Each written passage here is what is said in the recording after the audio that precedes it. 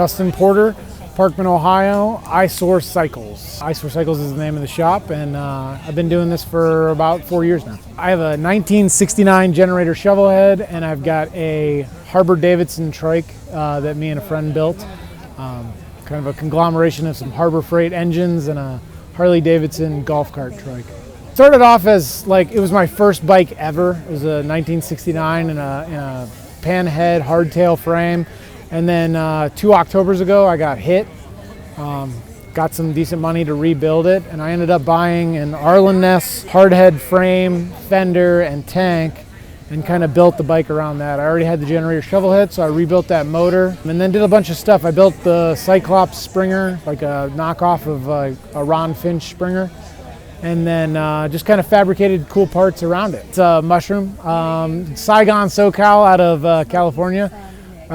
He does a lot of really cool bronze castings. So that's a bronze casting of a mushroom that I had chromed, and then it's just a little Springer top. He sells them in sets, and since I only used one on the Shovelhead, I used one on the Trike as well. I try to keep the motor as reliable as possible. I don't cam it out. It's a stock motor. It's just got a 10 over bore on it. It's got a stock cam. And it's just good for longevity. So I know that, you know, going down the road, I'm going to be doing about 65 mile an hour, and that's about it. That's all I want to go. Took a trip out to Oklahoma. I think I was gone 14 days, and then went right from Oklahoma to the Lowbrow Get Down and hung out there for a couple of days. So that thing's seen some miles. And then yeah, I build them to sit a certain way. I like to sit, you know, very comfortably on my bikes and lean into a pack. So I start there and then just kind of make everything fit as cool as I possibly can. So I bought like a 1970s all-sport trike. It was like pre-four-wheeler days. I bought it 8 or 9 years ago with the intention of like restoring it, and just never got really around to it. But it was sitting up in the rafters at my shop, and a buddy of mine came out from Massachusetts and saw it and was like, dude, we should totally do this. And it went from like, let's just put the biggest motor we can onto it, to let's make this thing as cool as we possibly can. So it's got a Harbor Freight 670 Predator motor on it. It's got an original all-sport transmission with forward and reverse on it. And then we fabricated the whole rear end with a Harley-Davidson golf cart differential. And then I built a little custom Springer for the front. It's a lot of fun to ride. Its top speed is like 20 mile an hour because the gearing is 13-1. So I'm trying to find taller gear sets for it. It's hard to find for the Harley golf cart, unfortunately. But I will find taller gear sets for it, and then we'll try to get that speed up to 35, 40 mile an hour. My name's Dustin Porter. My Instagram is shovelpan69. My TikTok is Duddy2855.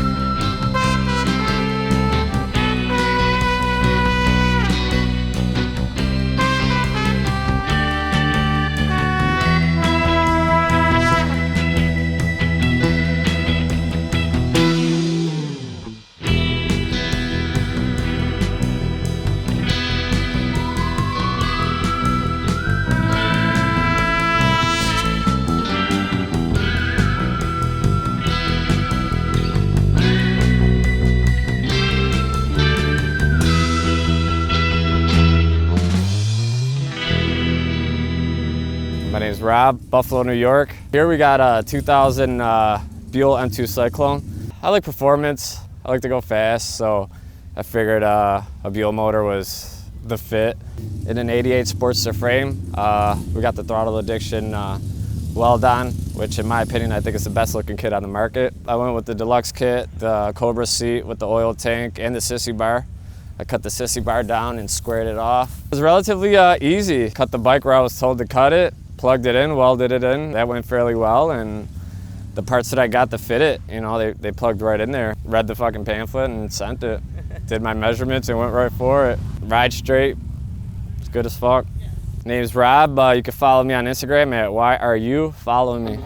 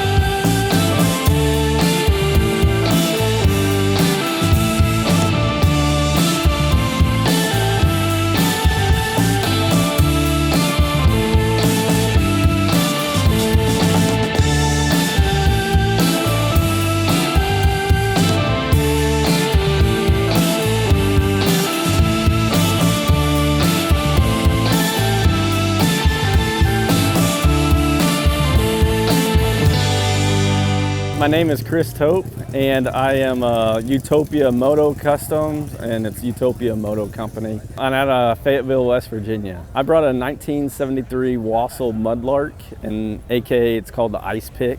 This one's a 125. It's almost equivalent to a 250 four-stroke.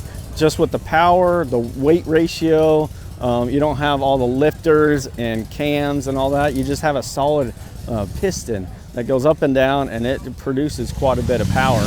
It was all about sharpness and skinny. So if you look at it, it's really tight and skinny, and then it's cool because the radial head on the motor actually sticks out quite a bit compared to the whole bike. I was going up to Milwaukee and Mama Tried and seeing all the ice racing and all that stuff, and I was like, this is the bike I want to build next. Fully fabricated frame. I chrome plated it afterwards, so it gives it that really glass shine. On the gemstone, if you ever seen, they're all moonstones. And moonstones, if you look at it, same type of thing. It's very ice-like.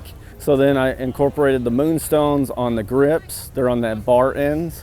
And then I also put them on the pegs. Every bike I do is a buffalo nickel. I use a hobo coin. And so it's got the shape in the middle on the center fork.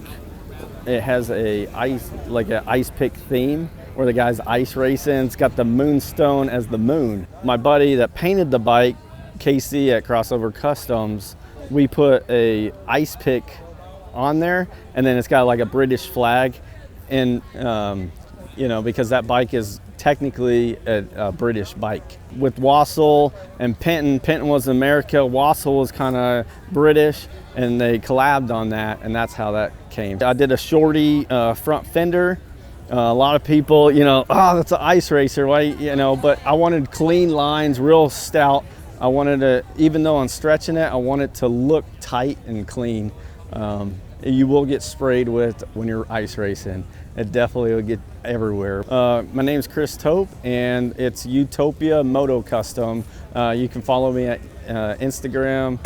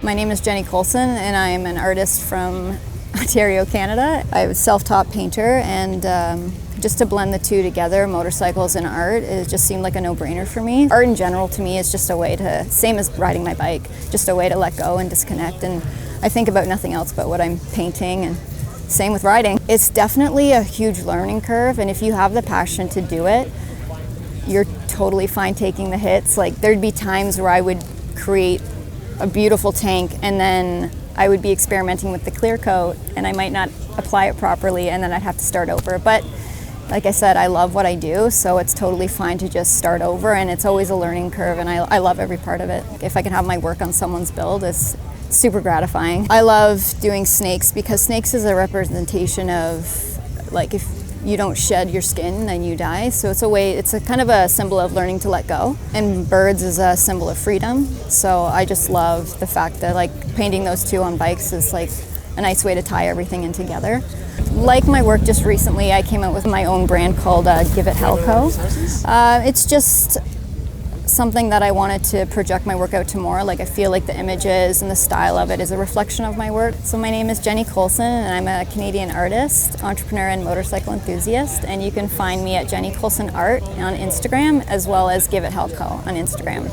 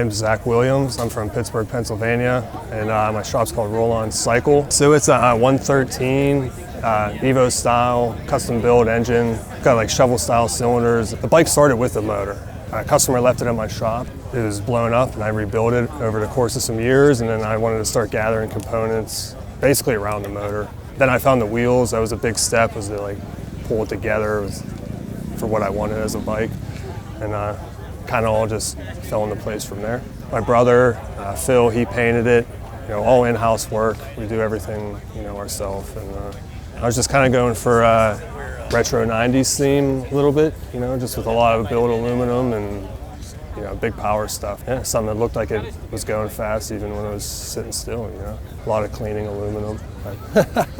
All my buddies, late nights, polishing and stuff. It was like a dual plug setup where it'd have, 2 spark plugs per cylinder, and I did away with that, kind of moved my spark plugs to the side where you couldn't see them as much, and then I ran compression releases on the other side, no wires kind of deal. So I don't know, just kind of little things like that to make people scratch their head a little bit and wondering where the spark plugs are. I've only ridden it a few times. I broke it in Bike Week in Daytona this year. Got caught in the rain a lot. You can see my burnt rain pants on the pipe still. I tried scraping off before this show. I'm anxious to ride it though, because it's pretty fast. So Zach Williams, my Instagram is Bridge City Zach, and it's just Roll On Cycle for my Instagram.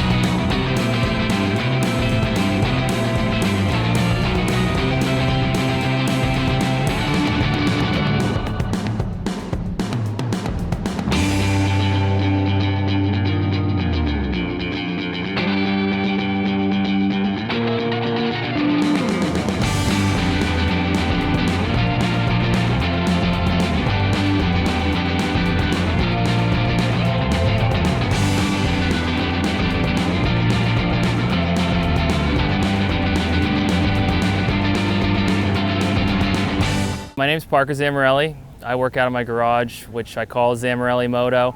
I built this R100 back here. It started as a basket case. I didn't really know what I was doing, what I was getting into. But when I got the bike, it had a tree growing through the swing arm. It'd been sitting for like 25 years. It was a mess, twisted front end. It was bad. So it took me 3 years, but new frame, powder coating, painting, welding, a lot went into it. I have an R90S in this show too that I just finished restoring. I have a couple BMWs. I guess I'm a BMW guy. So this is a shaft-driven dual shock model. It's a 1979, 1980. The motor's 80 or 79, I don't know. They're the same. It's shaft-driven, opposing cylinders, air-cooled, 1,000 cc's. The bike weighs about 300 pounds. So it kind of rips. It's not really great for long hauls, but it's fun around town for sure. So I knew the amount of weight I was gonna cut off the bike. The performance was already there. Like I'm not really into hot rodding very much. So as for performance, the motor is pretty stock, besides like an open air cleaner. Everything needed rebuilt. So like top end rebuild, I did the transmission, the carbs needed rebuilt. I had to source a new front end. The headlight bucket is off of a BMW R60/2, which is older, and then it has an R9T headlight stuffed in it. So R9T is like a newer bike. YouTube was a huge aid to me. Obviously the climber's manual is like the Bible. So my first bike was a BMW K75. I don't really have a motorcycle background beyond like the age of 20 or before the age of 20. So I just wanted something that was cheap to get back and forth from work. This guy I worked with had this K75. I bought that from him for a good deal. And then I started Googling, like, you know, you get on the internet and you get all this inspiration. I found this cult of people like cafe racers, bobbers, like this whole genres of motorcycle people doing it in their garage. That's where it started. It was just a cheap form of transportation to work, you know, and then you get online, you see other guys doing it, and then you're like, I probably can do this. And then you end up with like 15 motorcycles at the end of the day. So I guess that's how it works. My name's Parker Zamarelli, and my Instagram handle is Zamarelli_moto.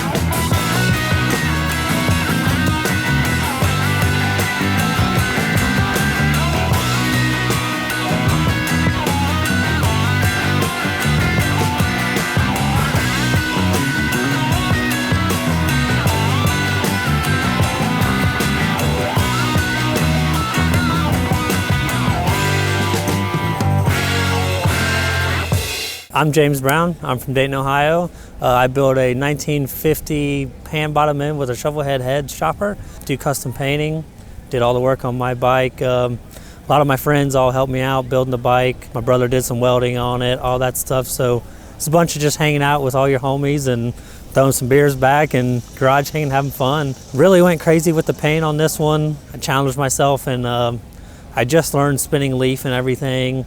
And I wanted to incorporate that into this because I was building a very nice bike and I wanted it to be a top-notch, paint job, which I think I did a pretty good job at. It took me about probably 3 weeks to do the paint. Maybe built the bike in, it was over a year's span, but I went through a cone shovel motor and then got the pan shovel, changed a whole bunch of stuff. And then so I pretty much built the bike twice. I had to get it to my likings and everything, and now it's just a nice little in-town rider. I mean, it's fun. I'm mostly more style, honestly. It's no front brake, foot clutch, mechanical rear drum only. Doesn't stop very well. So I like things just to look good, be simple. My dad, he's a pinstriper and has done painting my whole life. So me at a young age, I knew that was what I was going to do. And I started out in body shops just doing collision repair, and then gravitated towards the custom aspect because being able to create a piece of art is so much better than fixing, some broken panels on a car. I'd still do that for a day job, but it's not as fun as doing custom work.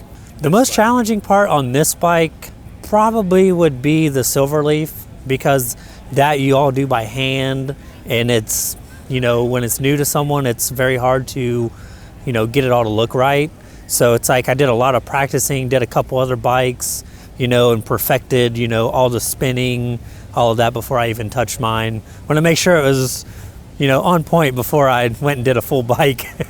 I was trying to keep it like more old school colors, and it's like I just kind of played with them, and I wanted to do a gold frame no matter what. Like that was already in my mind. Half of my friends all told me I was crazy when I told them all the colors I was going to do, and then once they all seen like my vision, then they're like, oh wow, that is cool. So it's me being a painter. I get a vision in my head and I just run with it, and it just works out, and no one can see it until I'm done, really. My name is James Brown. My Instagram is James_Brown22.